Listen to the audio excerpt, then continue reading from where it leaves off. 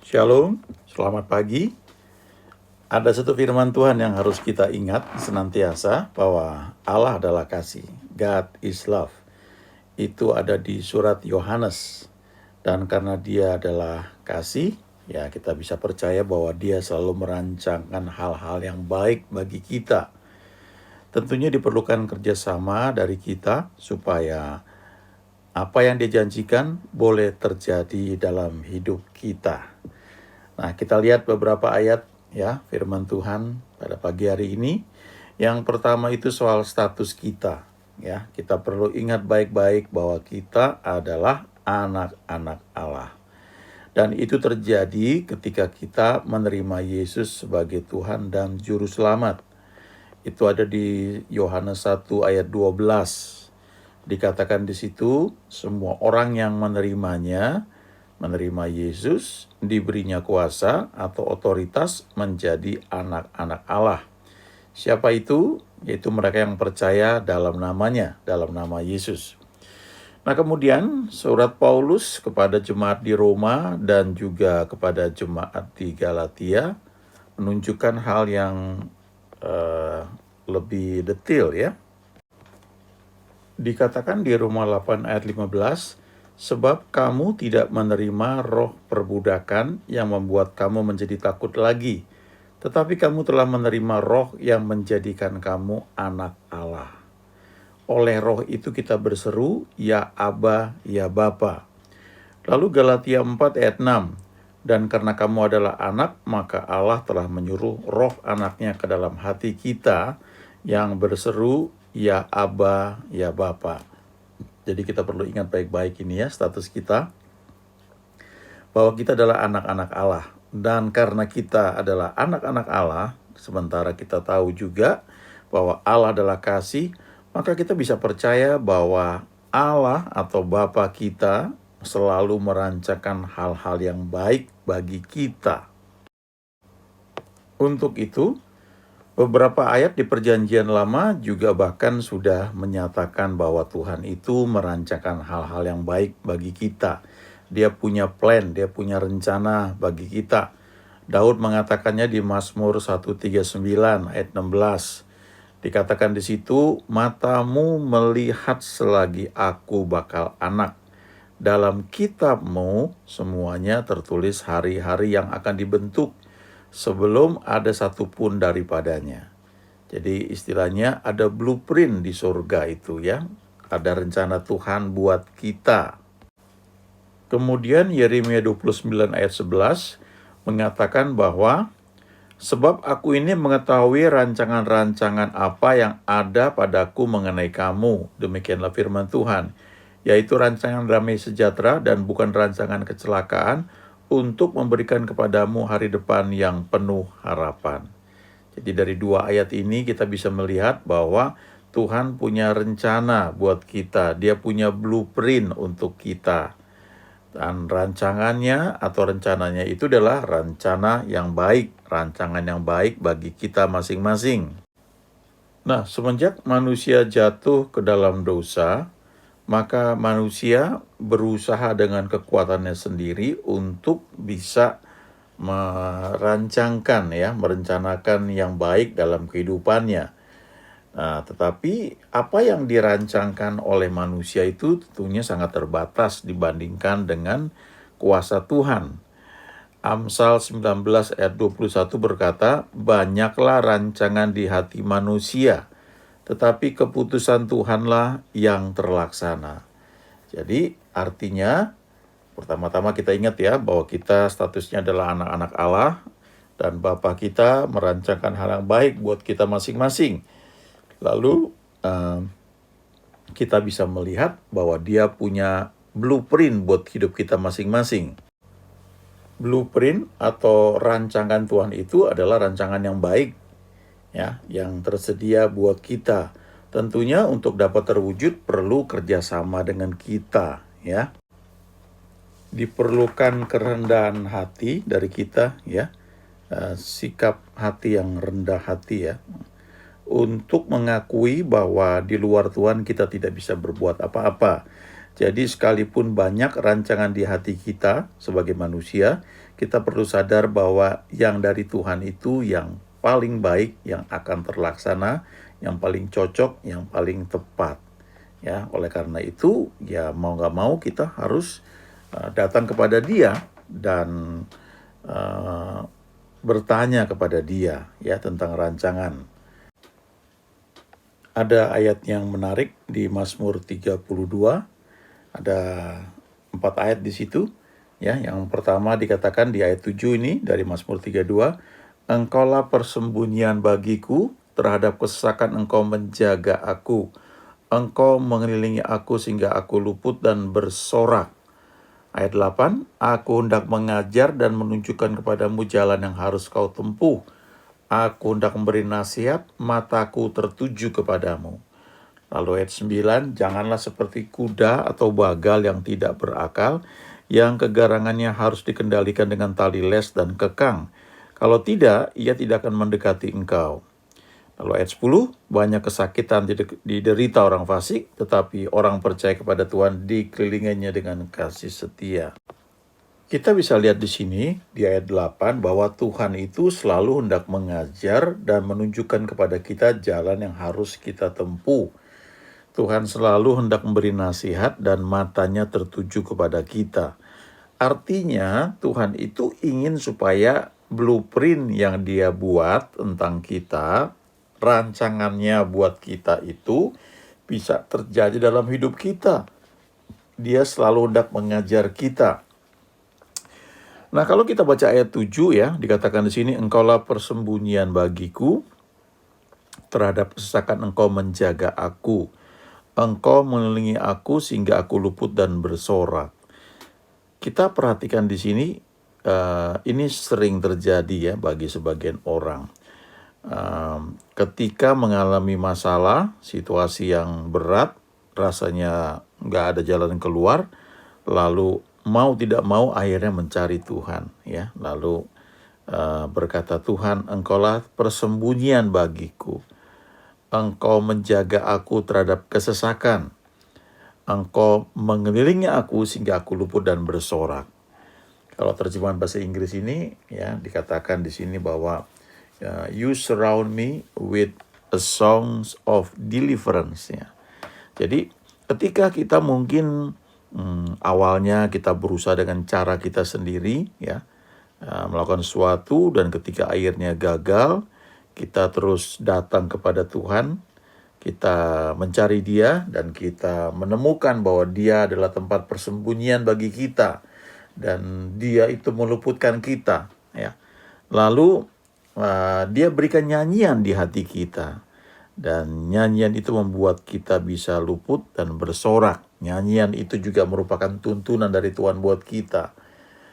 Lalu akhirnya kita mulai menangkap ya bahwa Tuhan itu selalu hendak mengajar dan menunjukkan kepada kita jalan yang harus kita tempuh. Tapi perlu kerjasama dari kita. Jangan kita punya sikap yang berontak ya. Kalau kita agak bandel ya, keras kepala, maka dikatakan di sini bisa-bisa seperti kuda atau bagal yang tidak berakal, yang harus dikendalikan dengan tali les dan kekang ya.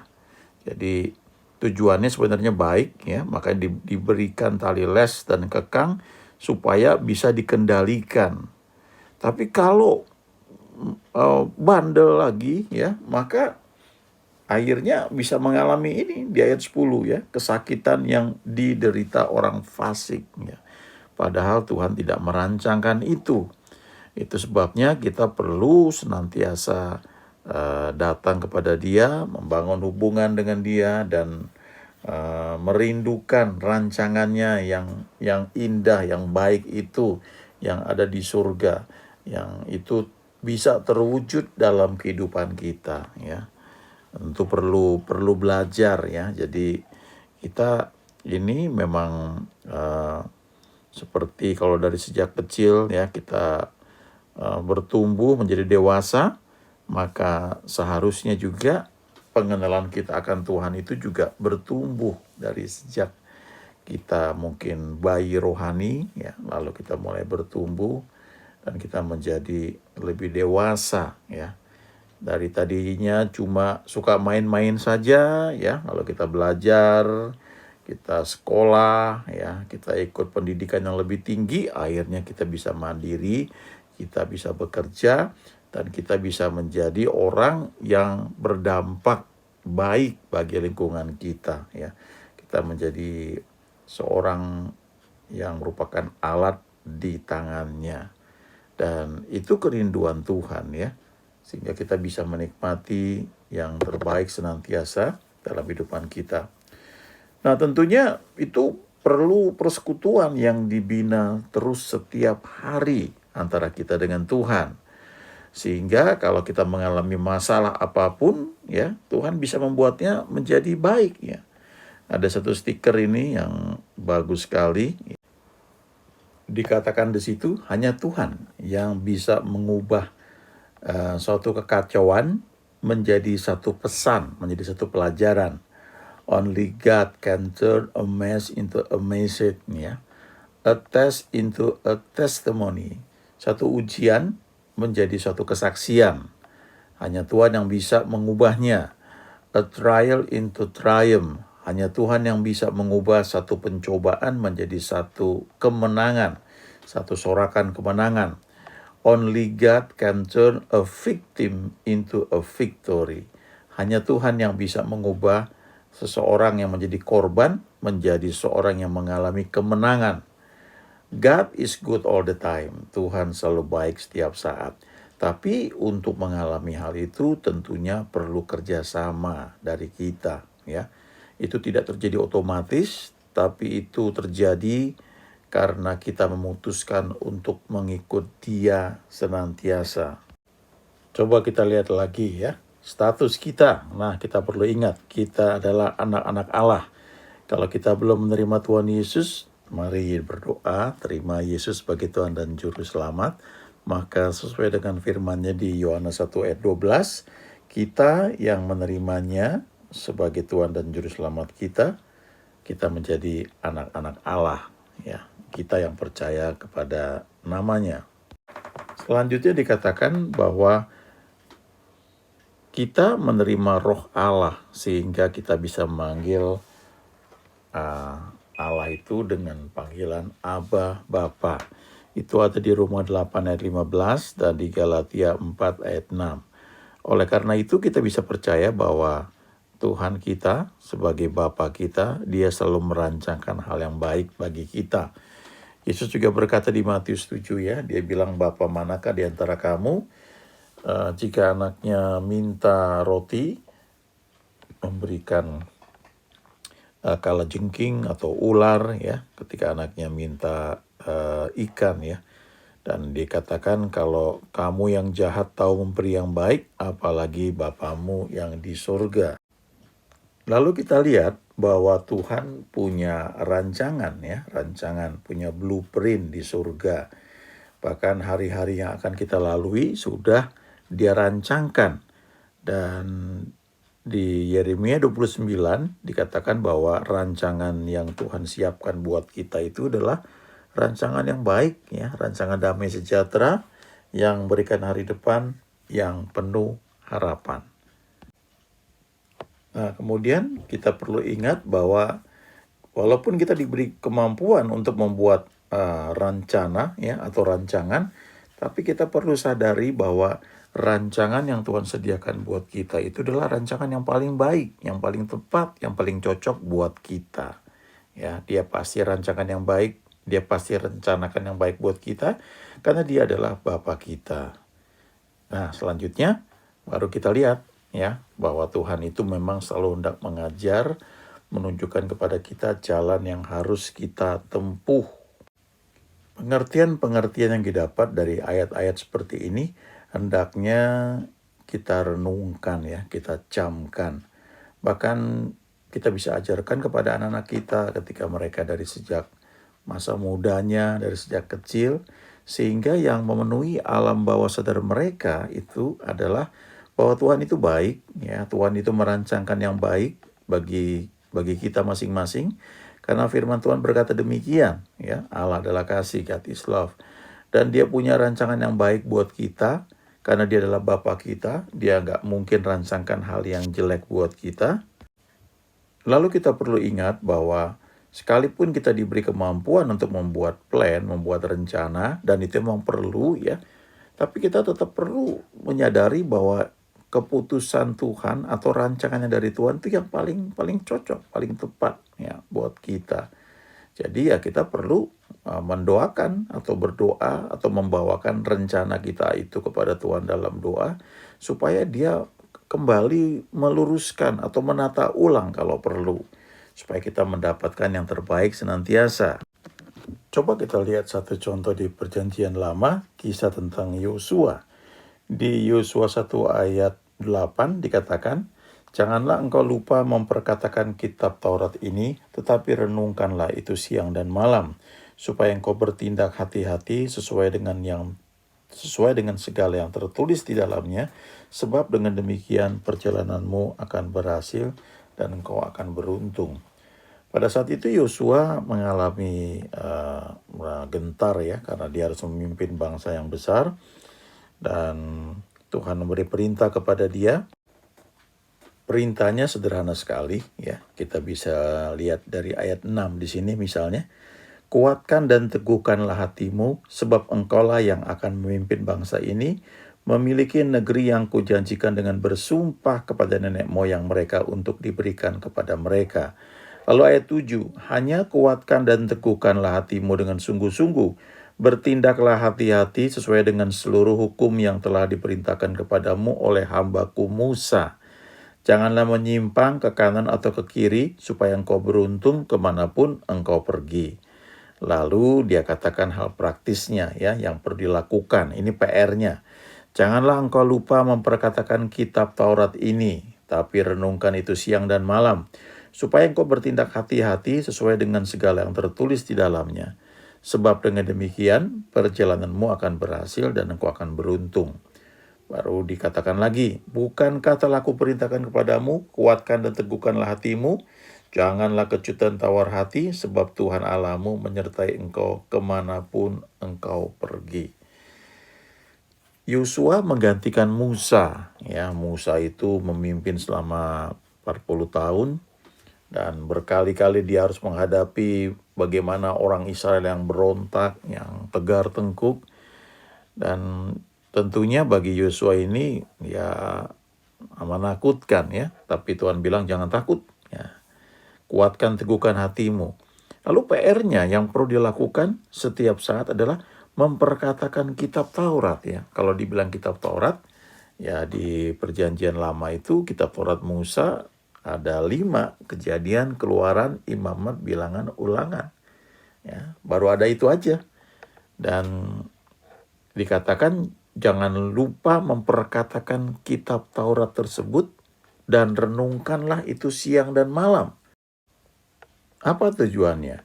Tujuannya supaya firman Tuhan atau kitab Taurat yang dibaca itu masuk ke alam bawah sadarnya, dan kemudian mulai mempengaruhi ya cara berpikirnya, cara bertindaknya. Di sisi lain tentu ada kuasa Tuhan ya yang bekerja, ada spirit di balik itu semua. Nah, kita yang hidup di Perjanjian Baru ya, kita beruntung karena ada 66 kitab yang bisa kita baca, kita renungkan, kita perkatakan senantiasa, membentuk cara berpikir kita sehingga kita bisa melihat bahwa Tuhan kita itu adalah Tuhan yang baik. Dia selalu merancangkan hal-hal yang baik bagi kita. Dia Bapa kita. Kita panggil dia Aba Bapa. Dan ada rancangan yang baik, ada blueprint yang baik yang Tuhan sediakan buat kita. Diperlukan kerjasama dari kita, kesediaan untuk bergantung sama Tuhan, untuk bersekutu dengan dia, dan mengizinkan rancangannya itu terjadi dalam hidup kita. Sehingga kita bisa melihat bahwa God is love, Allah adalah kasih. Dan karena dia gak pernah berubah, dahulu, sekarang, dan selama-lamanya, kita bisa berkata bahwa God is good all the time.